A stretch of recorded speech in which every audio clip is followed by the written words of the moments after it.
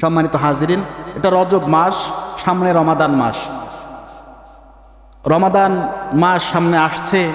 আমরা পবিত্র এই মাসে রমাদানে রোজা রাখবো, ফরজ রোজা, এবং ভালো ভালো কাজ করার সিদ্ধান্ত নেব। রজব মাসের আজকে শেষতম জুমা।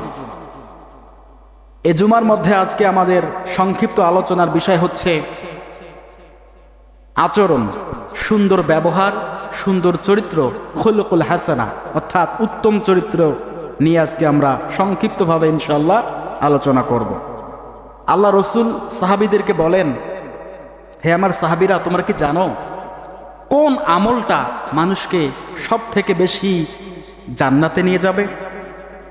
সাহাবীরা আরজ করি, ইয়া রাসূলুল্লাহ, ইয়া হাবিবাল্লাহ, আমরা তো জানি না, আপনি বলেন আমাদেরকে কোন আমলটা মানুষকে সব থেকে বেশি জান্নাতের মধ্যে টেনে নিয়ে যাবে।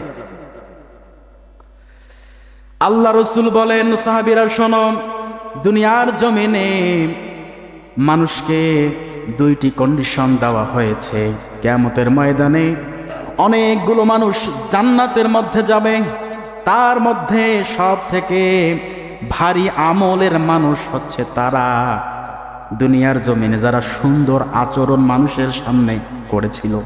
আল্লাহ রসুল বলেছে, নামাজের পক্ষে আয়াত আছে যে কেউ নামাজ না পড়ে জাহান্নামে যাবে, ফাওয়াইলুল লিল মুসাল্লিন, আর ওই সব নামাজীদের জন্য দুর্ভাগা যারা নামাজ সম্পর্কে উদাসীন, নামাজ পড়ে কিন্তু নামাজ সম্পর্কে উদাসীন। আল্লাহ পাক বলছেন ওরা উদাসীন, ফাওয়াইলুল লিল মুসাল্লিন, ওরা দুর্ভাগা, ওদের কপাল দুর্ভাগা, এরা নামাজ পড়েও কোনো জান্নাতে যেতে পারবে না।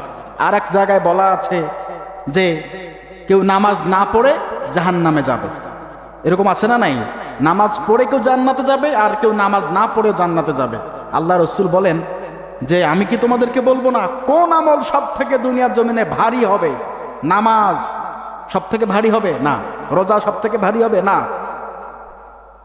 হজ সব থেকে ভারী হবে না? যাকাত, দান, সদকা সব থেকে ভারী হবে না? সব থেকে ভারী হবে দুনিয়ার জমিনে যারা ঈমানের সহিত কোরআন সুন্নাহ মোতাবেক সুন্দর আচরণ যারা করেছে। হে আমার সাহাবীরা শোনো, এরাই হবে সব থেকে বেশি জান্নাতি। বলি সুবহানাল্লাহ। উত্তম চরিত্রের দরকার আছে না নাই? আছে।